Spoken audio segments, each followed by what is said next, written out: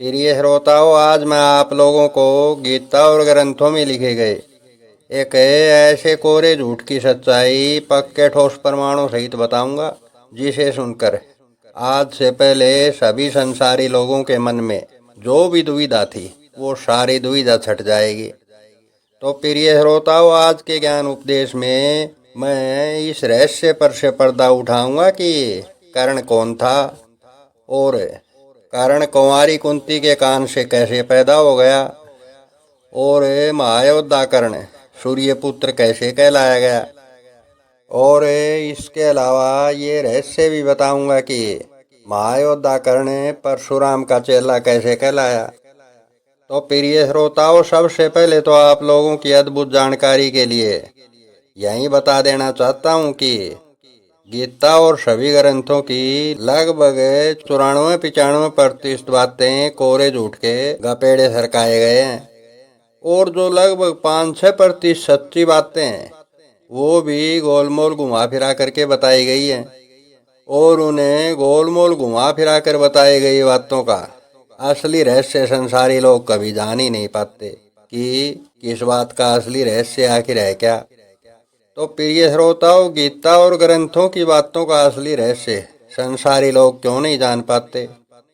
तो प्रिय श्रोताओं, इस विषय पर मैं पिछले कई वीडियोज में कई बार बता चुका हूँ, इसलिए इस विषय पर और ज़्यादा विस्तार से जानना चाहते हो तो फिर मेरे द्वारा द्रौपदी पर बनाया गया संदेश पूरा सुनिए, सब कुछ क्लियर हो जाएगा। और प्रिय श्रोताओं, ये ज्ञान उपदेश अगर पूरा सुन लिया तो फिर गीता और ग्रंथों की असली सच्चाई का बहुत कुछ रहस्यों का पर्दाफाश इसी ज्ञान उपदेश में भी होने ही वाला है। प्रिय श्रोताओं, आज के ज्ञान उपदेश में बताए जाने वाले विषय के मुद्दे पर आने से पहले मैं यही कहूँगा कि बहुत से संसारी लोग गीता और ग्रंथों में लिखे गए रहस्यों पर आंख बंद करके विश्वास क्यों करते हैं।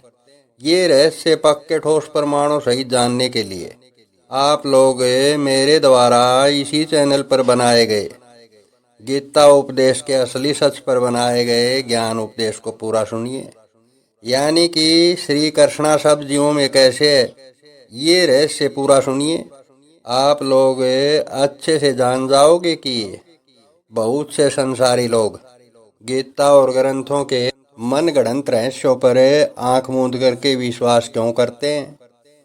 प्रिय श्रोताओं, आज के ज्ञान उपदेश में बताए जाने वाले विषय पर भी बहुत से संसारी लोग आंख मूंद कर विश्वास किए बैठे होंगे कि सूर्य पुत्र कहलाए गए कर्ण का जन्म कुंवारी कुंती के कान से हुआ था।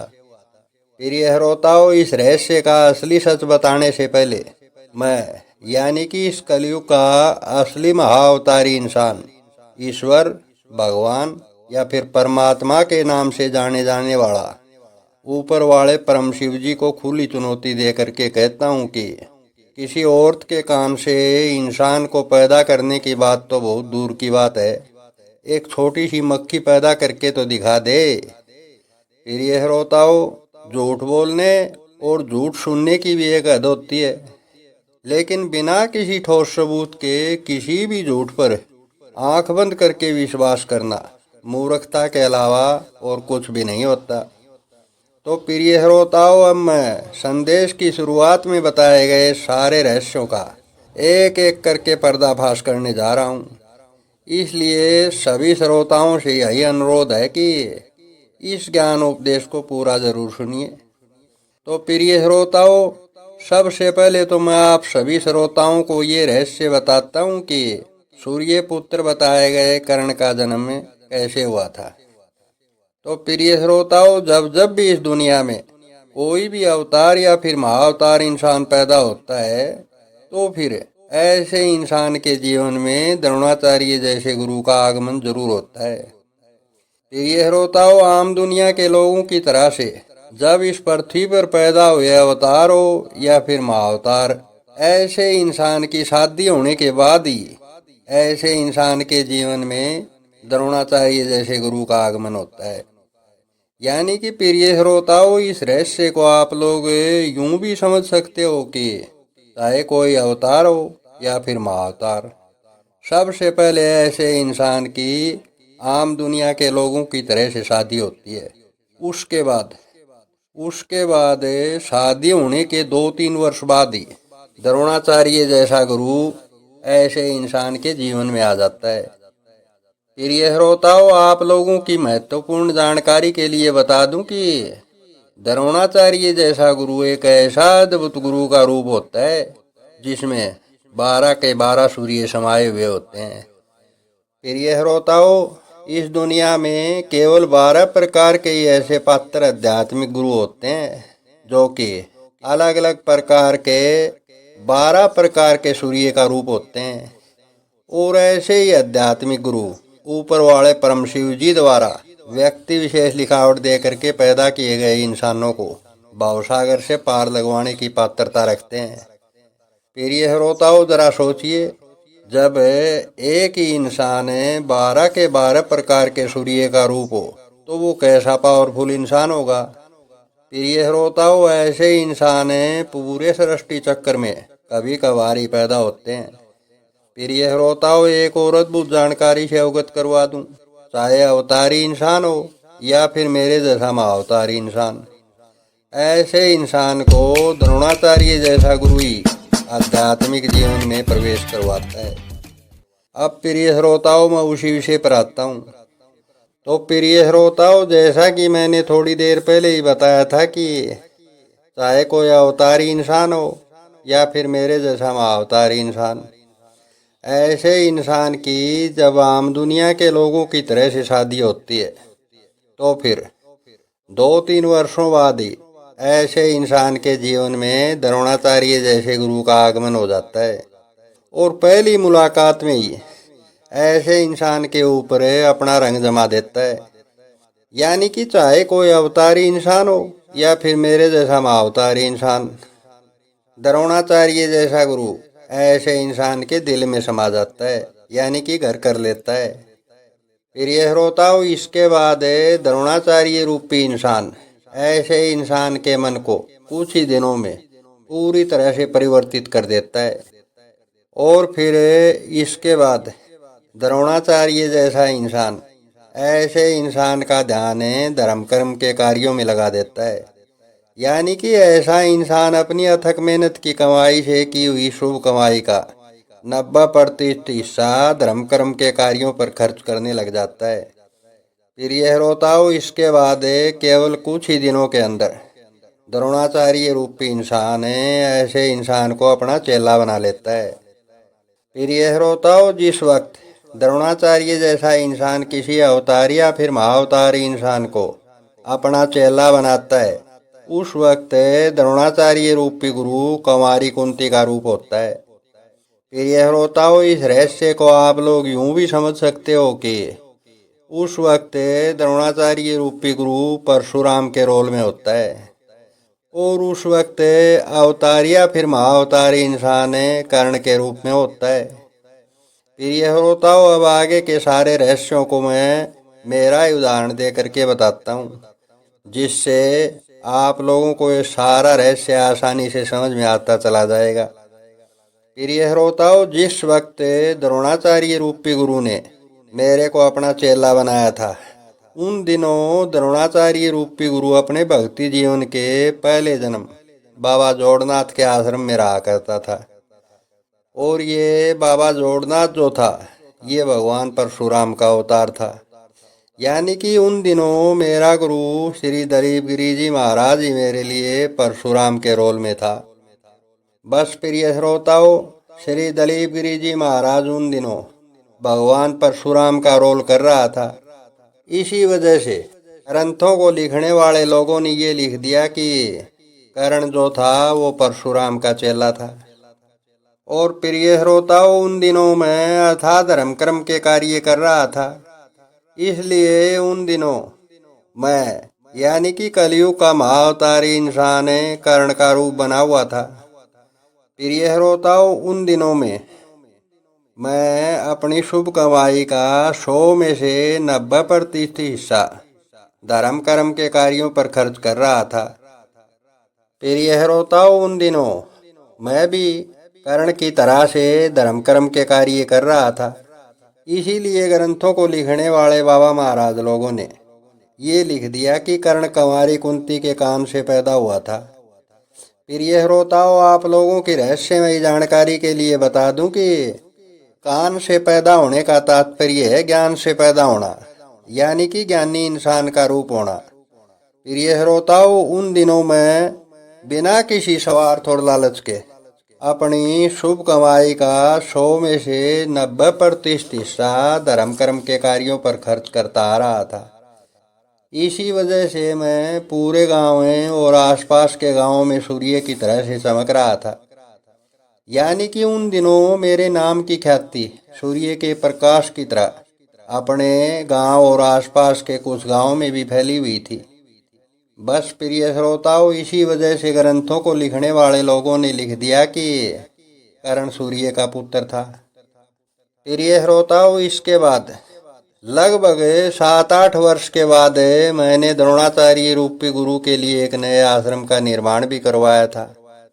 प्रिय श्रोताओं, इसके बाद गुरुजी के लिए नया आश्रम बनवाने के बाद लगभग 1.5 वर्ष बाद गुरुजी ने मेरे को दुनिया के सबसे ऊंचे तख्त पर बैठाकर आध्यात्मिक जीवन में प्रवेश करवा दिया। प्रिय श्रोताओं, गुरुजी श्री दलीप गिरी जी महाराज के लिए नया आश्रम बनवाने के बाद जैसे ही मेरे गुरु ने मेरे को आध्यात्मिक जीवन में प्रवेश करवाया, मेरी और मेरे गुरुजी श्री दलीप गिरी जी महाराज दोनों की प्रमोशन एक साथ हो गई।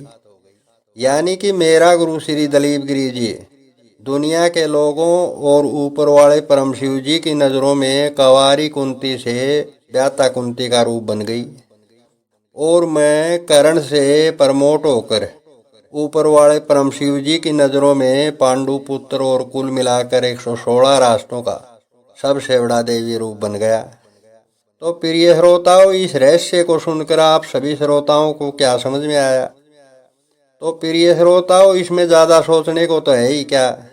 सीधी सी बात है कि द्रोणाचार्य रूपी गुरु ही 12 के 12 सूर्य का रूप होने के कारण कंवारी कुंती का रोल कर रहा था और कंवारी कुंती से प्रमोट होकर व्याता कुंती का रूप बन गया था और अथाह धर्म कर्म करने के कारण ही मैं कर्ण का रूप बन गया था और फिर सूर्य का पुत्र भी कहलाया और अथाह धर्म कर्म करने के कारण ही कर्ण कंवारी कुंती का पुत्र कहलाया गया और अथाह धर्म कर्म करने के कारण ही कर्ण कंवारी कुंती के कान से पैदा हुआ बताया गया और अपने गुरुजी श्री दलीप गिरी जी के लिए नया आश्रम बनवाने के कारण ही कर्ण का यानी कि मेरा प्रमोशन हुआ, जिसके कारण मैं आगे चलकर कर्ण का रूप यानी कि 500 पांडु बनने वाले 500 राष्ट्रों में से किसी भी रास्ते पर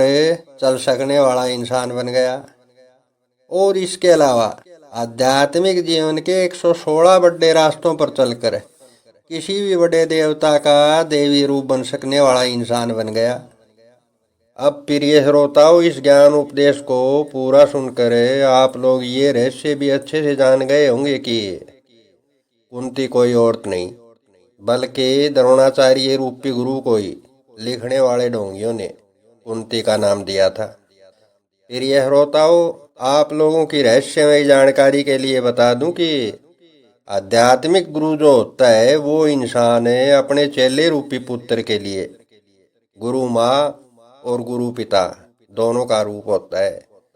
और प्रिय श्रोताओं, आप लोगों की रहस्यमय जानकारी के लिए ये रहस्य भी बता दूं कि आध्यात्मिक जीवन में गुरु जो होता है वो इंसान अपने चेले को एक योग क्रिया विधि से पैदा करता है, ना कि काम क्रीड़ा से। प्रिय श्रोताओं, इस विषय पर तो ब्रह्म ज्ञानी इंसान श्री लक्ष्मीचंद जी ने भी अपनी एक ब्रह्म ज्ञान की रचना में कहा था कि आधी रात शिखर ते ढलगी होया पैर का तड़का और बिना जीव की कामनी के होया अचानक लड़का। यानी कि प्रिय श्रोताओं, आध्यात्मिक जीवन में बिना काम वासना के आध्यात्मिक गुरु के द्वारा चेले रूपी पुत्र को पैदा किया जाता है। अब प्रिय श्रोताओं, आप लोगों में से समझदार श्रोता इतना तो जान ही गए होंगे कि आध्यात्मिक जीवन में बिना काम के डाके आध्यात्मिक गुरु के द्वारा चेले रूपी पुत्र को पैदा किया जाता है। अब प्रिय श्रोताओं, आप लोग जान गए होंगे कि सूर्यदेव और कुंती के बीच लिखने वाले ढोंगियों ने किस प्रकार की अफवाहें फैलाई हुई हैं। अब प्रिय श्रोताओं, ये ज्ञान उपदेश सुनकर आप लोग ये तो जान ही गए होंगे कि कर्ण और पांचों पांडु कोई अलग अलग इंसान नहीं, बल्कि एक इंसान के 6 रूप यानी कि 6 रास्ते थे, यानी कि आध्यात्मिक जीवन के 6 अलग अलग रास्ते थे। अब प्रिय श्रोताओं, इस ज्ञान उपदेश को सुनकर आप लोग ये रहस्य भी अच्छे से जान गए होंगे कि देवी द्रौपदी 5 इंसानों की नहीं, बल्कि एक इंसान की व्याता देवी थी। यानी कि प्रिय श्रोताओं, उदाहरण के तौर पर बता दूं कि मान लो कि मैं अगर अर्जुन बनने वाले बेहुदा रास्ते पर चलता हूँ तो फिर मेरी व्याता और सुभद्रा ही मेरे लिए द्रौपदी और सुभद्रा दोनों का रूप बन जाती है। और मान लो कि मैं अगर युधिष्ठिर बनने वाले रास्ते पर चलता हूँ तो फिर मेरी व्याता और देविका ही मेरे लिए देविका और द्रौपदी दोनों का रूप बन जाती है। अब प्रिय श्रोताओं, ये रहस्य और समझ लो कि कर्ण सूत पुत्र कैसे कहलाया गया। तो प्रिय श्रोताओं, ये रहस्य मैं पिछले कई वीडियोज में कई बार बता चुका हूँ कि इस अद्भुत संसार को ऊपर वाला परम शिव जी शब्दों के आधार पर चला रहा है। प्रिय श्रोताओं, आप लोग तो सूत शब्द की परिभाषा के बारे में यही सोच रहे होंगे कि कर्ण कोई नीची जाति का इंसान था। प्रिय श्रोताओं, वैसे तो कोई जाति नीची होती ही नहीं। क्यों? क्योंकि प्रिय श्रोताओं, असली जातियां तो केवल देवताओं की होती हैं। संसारी लोगों को तो जाति के नाम पर केवल बेवकूफ बनाया गया है।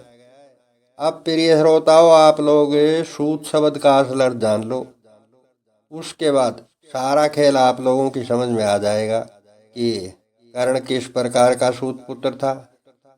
तो प्रिय श्रोताओं, आध्यात्मिक जीवन की पढ़ाई के हिसाब से सु शब्द का असली अर्थ होता है सूर्य के समान स्याही, और तय शब्द का असल अर्थ होता है तरबूज जैसा मीठा और लचीला। अब प्रिय श्रोताओं, मेरे ख्याल से आप सभी श्रोता समझ गए होंगे कि कर्ण जो था वो किस प्रकार का सूत पुत्र था।